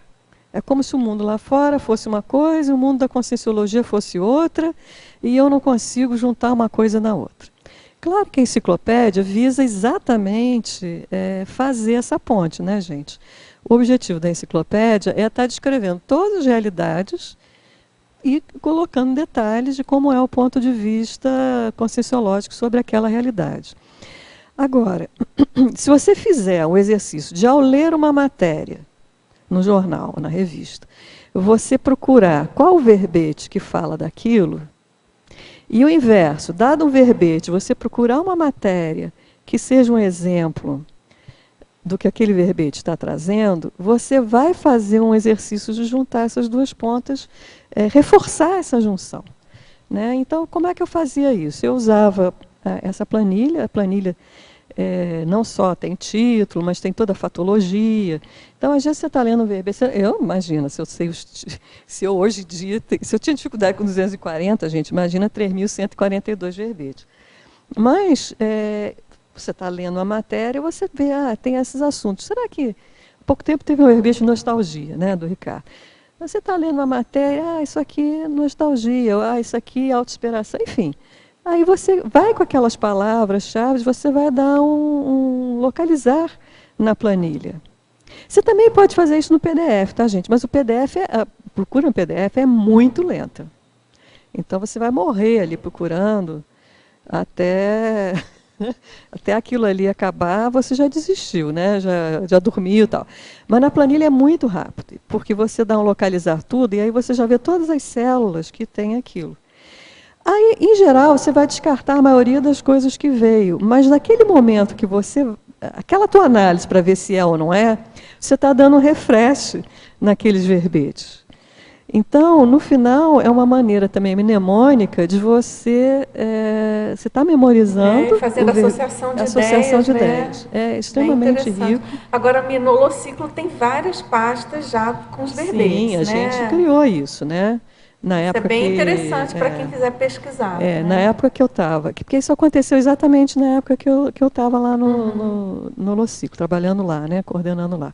Então a gente botava a planilha e a gente já fazia a procura e fomos montando as pastas. E a energia das pastas da enciclopédia, gente, é uma coisa extraordinária. Agora, em tecnologia, na página 13, primeira linha. Como funciona a técnica do cosmograma exposto e, na quarta linha, a técnica mnemônica da escrita dos finds? Então, essa técnica do cosmograma exposto é a técnica do cosmograma do holociclo. É aquela que você vai fazer o recorte e as pastas estão todas expostas. Então, você vai caminhando pelo corredor do holociclo e você vai vendo a pasta. Então, é muito mais fácil de tudo, a tua relação, de você encontrar a coisa física, né? Porque o virtual, ele é muito prático, mas é diferente você pegar a matéria, a energia vem sempre, mas é diferente, é uma maneira, é um acesso completamente diferente, o via papel impresso do via virtual. Não que não exista o rapport energético também, mas ele é um pouco diferente. Então, essa é a técnica do cosmograma exposto. Na casa da gente é mais difícil, né? O máximo que você consegue, às vezes, é num instante, né? Está exposto, mas não é igual ao do holociclo, que você, sei lá, está ali, né? E a tua outra pergunta é a questão do findings, né? Então, isso veio da minha experiência. Eu já tinha um pouco dessa experiência quando eu fazia um artigo ou quando eu fazia um curso que eu usava o cosmograma. Eu percebia que aquilo fixava, porque conforme eu relatei, hoje em dia eu tenho um certo problema de memória. Então, eu conseguia fixar mais as coisas quando eu escrevia a respeito. É quando você coloca a saída naquilo que você juntou. Tudo aquilo parece que dá um ressignificado. Você teve um primeiro momento que você coletou, mas quando você vai usar, há uma ressignificação daquele material. E, então, essa ressignificação fortalece a memória. Então, esse exercício que eu estou fazendo para a África, eu tinha a coleta, eu tinha a postagem do cosmograma, agora eu estou fazendo um curso. Então, nesse momento que eu estou fazendo o curso e que eu releio, né, a minha planilha enorme lá com meus 900 posts, eu rememoro aquilo. E claro que hoje em dia, o meu ponto de vista daquele recorte que eu fiz há um ano atrás, gente, é muito diferente. Porque eu tenho muito mais conhecimento sobre a África hoje do que eu tinha um ano atrás. Então, quando eu releio aquilo, eu dou um outro significado para aquela informação anteriormente, né? Então, é esse o método que eu quis colocar aqui. É coisa da circularidade. Você dá uma volta e aquilo fixa. Então, eu estou falando tudo isso, gente, é para incentivar que a gente escreva, coloque para fora aquilo que a gente coletou. Agora, quando porque a gente fala em África, para quem não é estudioso do assunto, eu tenho meus interesses assim específicos, mas fala em África, é um continente, é uma diversidade 54 absurda. países, mais um, 55, Absurdo. se colocar todos. Se colocar? É porque tem um país que não é reconhecido pela ONU, então são 55. Qual Gente, que é o país? é a Saara Ocidental. Ah, tá. Então, mas a minha pergunta para você é se depois desse trabalho, como é que está a sua visão panorâmica do continente? Você já consegue hoje em dia, sim. Esse quebra-cabeça assim, Depois mais ou de menos um ano, mapeado? eu realmente, para mim, foi um desafio, porque eu olhava para aquilo e digo, gente, o que eu sei da África? Tudo bem, eu fui à África em 1970. Gente, tem 40 muita anos, diversidade. né? E fui a 2 países, visitei 3 cidades, quer dizer, é muito pouco, né? Então, eu mesma falei, não, eu vou encarar isso pelo cosmograma, mas eu confesso que eu me surpreendi com o resultado. Eu me surpreendi com o resultado, Dulce. Interessante. Eu achei que eu fosse... Claro que ainda falta muito, mas mesmo assim, eu me surpreendi. Foi mais rápido do que eu imaginei. Sim, hoje em dia eu sei onde está cada um daqueles países e tenho alguma ideia sobre da situação, alguma ideia da situação, principalmente infelizmente daqueles que têm mais conflito, tem uma ideia maior, né? É porque tem isso também, né? As Tem coisas saem de moda, não, assim. Não, os países saudáveis são os que menos aparecem. O negócio sai da onda do noticiário, ainda mais se for... Bom, com você a gente está falando imprensa mundial, mas se você focar, então, no Brasil, o negócio é uma coisa que chega a ser absurdo, né? Sai da onda do noticiário. Agora, com Ébola vai ter um monte de notícia. Mas vai ser só daquilo. Está na moda aquilo, aí aparece aquilo. E mesmo assim as notícias são curtinhas. Para o curso, eu vou estar distribuindo recorte para as pessoas analisarem. E aí me pediram que fosse tudo em português. E aí eu tive que fazer todo um trabalho para achar... Gente, as notícias são tão pobres em português. É isso muito mesmo. pobres. Vamos lá, em trinomiologia, página 14, terceira linha. Você poderia explicar o trinômio ronda bibliotecária, ronda cosmogramática, faltou um M aqui. Ronda interneteira? Então, isso, o professor Valdo sempre fala isso, né? A gente, para aumentar realmente a nossa pesquisa, a gente tem que ir na biblioteca, a gente tem que ter o cosmograma e a gente tem que ir na internet. A pesquisa, hoje em dia, você vai fazer esse tour, essa ronda. Você vai passar por essas 3 coisas, elas conversam entre si, né? Hoje em dia tem muito livro que você baixa pela internet, então tudo enriquece muito. Agora, na estrangeirismologia, no final da terceira linha, poderia explicar o passo aí para policarmalidade? Era aquilo que eu comentei, né? Que você consegue, através do cosmograma, você consegue fazer uma assistência para alguém que está do outro lado do oceano. Uma pessoa que você nem nunca viu nessa vida, né? Mas isso te abre essas portas, a porta para esse universalismo, para essa assistência sem fronteira. E essa aí eu acho que é a maior isca que eu posso colocar para todos aqui hoje, é fazer desafio para todos. Experimentem fazer um cosmograma de uma necessidade de um país muito distante. A África está aí como Japão. Japão. Sugestão sua, né? Eu tenho bastante curiosidade com relação à cultura japonesa, mas é muita coisa, né? Por onde começar, como, né? Você falou, né? Com bastante tranquilidade, mas como que você faz a pesquisa no caso da África? Como que você, quais são os seus, qual é o critério que você utiliza para selecionar os temas? Você sabe que o fato de eu ter juntado as informações nessa tabela, né, que eu estava explicando, que já é um livro, e depois eu fazia uma análise dos temas que eu tinha ali, eu podia ver que tinha coisas que estavam faltando. Ah, está faltando um pouco de história aqui. Uma das coisas que eu percebi logo no início é que aparecia sempre os mesmos países, né? Eu falei, não posso ficar tão pequena. Então eu imprimi um negócio enorme, botei na parede do meu escritório com o nome de todos os países, onde que eles ficavam. E aí eu fiz um desafio para mim que eu tinha que colocar a matéria de todos os países. Quando eu colocava, eu ticava. Né? Então tem umas coisas que vão te orientando. Eu preciso colocar mais história. Agora com o curso ampliou mais ainda, porque eu quis falar dos exploradores da África, eu quis falar mais da história. Então eu tive que botar mais informação de história. É interessante do que eu tinha também antes. começar talvez por assim uma informação que você teve de alguma possível retrocognição, cidade de origem dos pais, né? No meu caso, né? Também você sabe que uma das coisas mais curiosas para mim foi a onomástica, né? De repente eu comecei a descobrir que tinha um monte de belo na Nigéria. Era notícia, tinha uma mulher que chamava Amina Belo. Amina.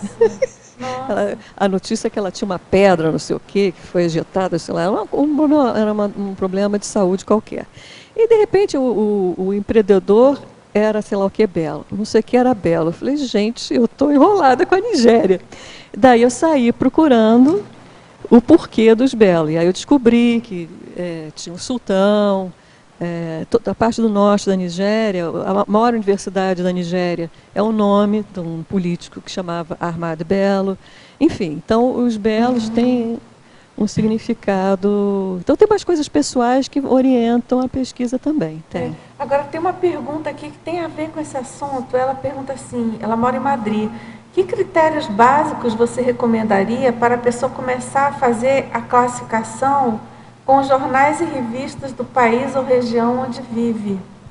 Antes ela perguntou sobre a enciclopédia da Conscienciologia, você já explicou, né? Ela pergunta que critérios básicos você recomendaria para a pessoa classificar pelo país dela, né? Eu acho que você vai ler o jornal e você vai começar a ver, no primeiro momento, você não tem ainda uma lista de temas. Para você ter uma ideia, se a gente for classificar todos pelo tema da Conscienciologia, da enciclopédia, nós já temos 3.142 temas, né? Então você vê quantos milhares de temas são possíveis. No primeiro momento, você deve ter alguns temas de seu interesse. Eu, por exemplo, sempre pesquisei ginossomática, por motivos óbvios, né? Sou mulher, vou pesquisar ginossomática. Eu tenho interesse em comunicação, né? Era engenheira de telecomunicações. Enfim, tem algumas coisas que são interesse da própria pessoa. Eu não sei exatamente qual é a tua profissão, mas deve ter coisas que já te interessam. Pela sua profissão, às vezes pela questão da mesologia, ou dos pais, ou, enfim, da paragenética.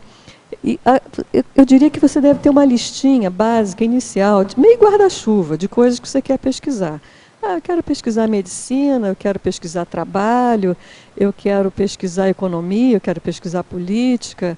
Não, eu quero pesquisar bons exemplos, eu quero pesquisar autossuperação. Enfim, faça uma listinha de umas coisas para te dar uma primeira orientação. E começar por verbetes, não é? Porque também pode começar pelos verbetes, pode começar. Pegar verbetes e aí de interesse. Você vai começar, a gente usa pastinha L, eu trouxe até aqui.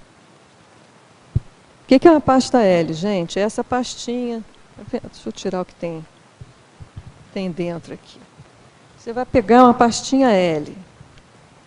A pastinha L é uma pastinha que é aberta na lateral, tá? Em cima e na lateral, né? Então, você usa uma pastinha, e essa minha pastinha aqui é de satisfação benévola. Satisfação benévola é um tema... Olha, é bom ter tema positivo no seu cosmograma, não tenha só coisas hard, porque senão vai ficando horrível o seu escritório. Tem que dosar um pouco. Então, a pastinha de satisfação benévola, fininha, né? Isso aqui é uma pastinha de proex no belicismo, já é bem mais grossinha, né? Enfim, aqui é uma pastinha sobre autorado, são belicistas, autores que escreveram sobre belicismo.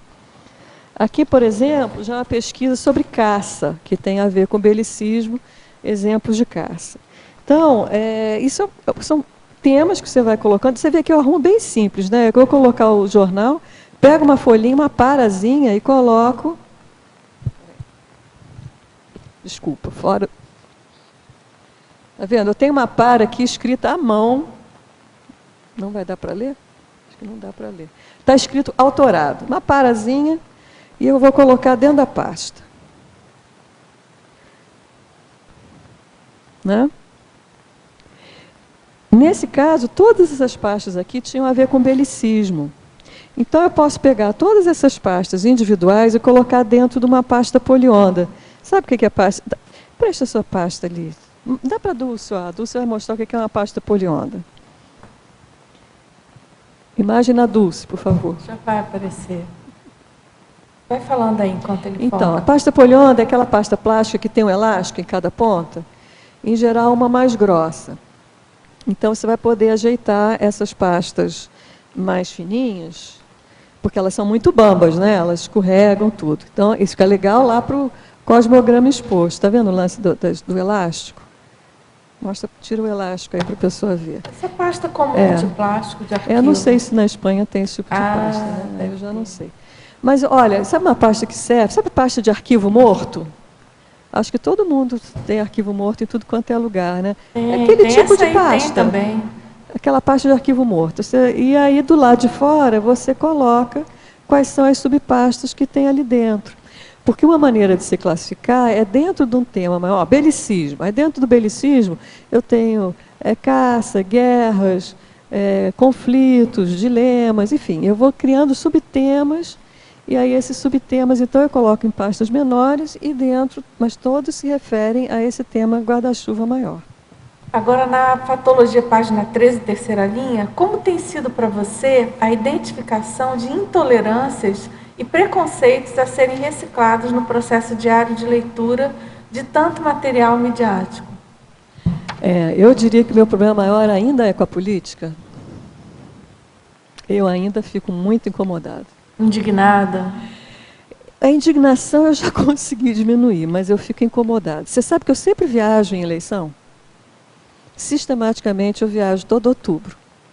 Aí eu às vezes me pergunto, será que eu viajo? Porque realmente outubro é uma época boa de ir para o exterior, porque não é nem quente nem frio, intermédio de estação. já é a parte mais barata, né? Já não está em alta, né? Mas eu às vezes me questiono se não é para fugir da eleição, de votar. E eu tenho essa dificuldade ainda. Agora, em fatologia, também na página 13, linhas 9, 10 e 11ª, você poderia desenvolver aqueles itens relacionados ao cosmograma?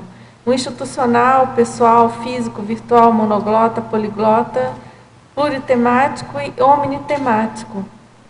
A gente já está com pouco tempo, veja aí o que achados?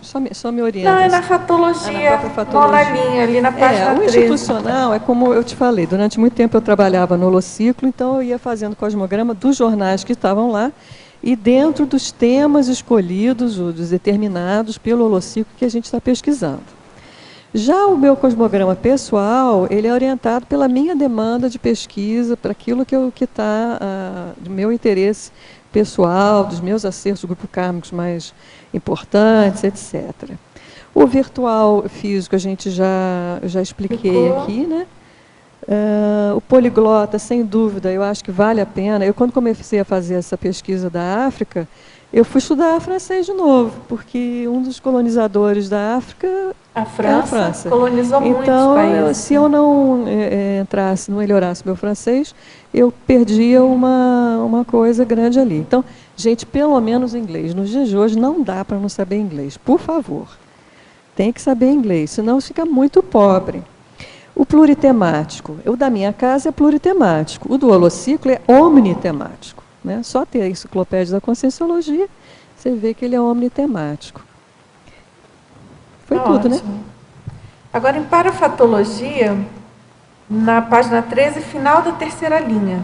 Você poderia explicar a necessidade da Desassim? Qual o grau de assimilação que pode ocorrer durante esse trabalho de leitura?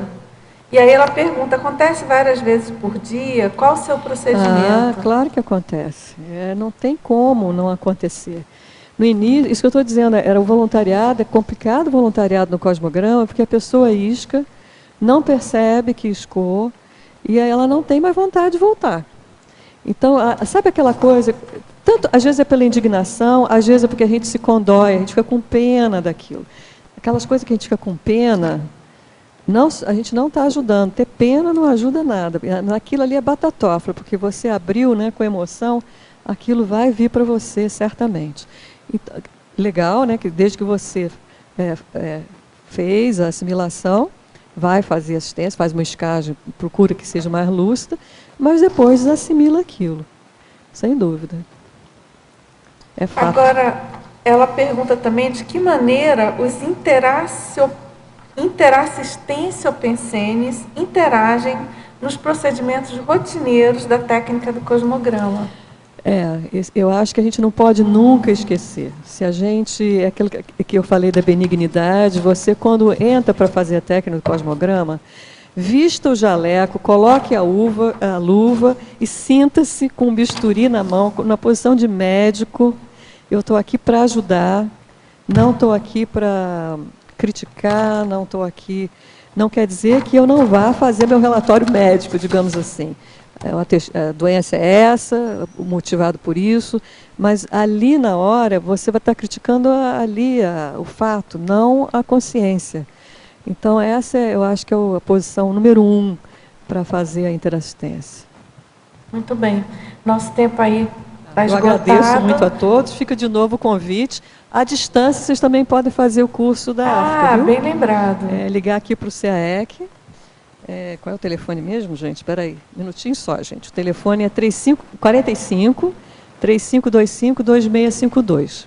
Obrigada. Então, vai ter o formato EAD do painel na África. Então, todos convidadíssimos. Pessoal, agradeço muito a presença de todos vocês, tertulianos, teletertulianos. Vamos agora aos nossos anúncios tarísticos. As pontuações da tertúlia de hoje são 14 assinaturas no livro de presença, 8 perguntas presenciais, 19 perguntas online. Para hoje temos 2 recados. Ângela, força presencial. Rômulo, a complementário. Boa tarde a todos. Eu vou começar fazendo uma pergunta para você. Você possui força presencial? Em que nível? O que você faz para desenvolver essa força presencial? Já parou para refletir a importância dela na prática interassistencial de qualidade? E a importância dela na atuação junto ao amparador de função? A CIP está oferecendo um curso que responde a esta e outras perguntas. É o curso Força Presencial. É teórica e prática. Nesse curso serão apresentadas as bases da força presencial. Vão ter dinâmicas simples e práticas que visam aumentar a qualidade da força presencial com fins interassistenciais. Quem vai administrar é a professora Anália Maia, esse final de semana, dia 13 e 14 de setembro, das 8h30 às 18 horas, na sede da CIP. O telefone para contato é 45, né, o DDD, 2102-1421. Repetindo, 2102-1421. Conto com a presença de vocês. Obrigada. Boa tarde a todos. Gostaria de convidar todos os tertulianos e teletertulianos para participarem do curso acoplamentário de 26 a 28 de setembro, com a temática Liderança Interassistencial, com os EPICONs Ana Luísa Rezende, Alcir Alves e Rui Bueno. O objetivo do acoplamentário é, através da técnica do acoplamento energético, desenvolver a clarividência interassistencial e o parapsiquismo em geral. Então, todos estão convidados. Quem quiser mais informações pode acessar pelo site do CAEC ou na própria recepção do CAEC. Obrigado.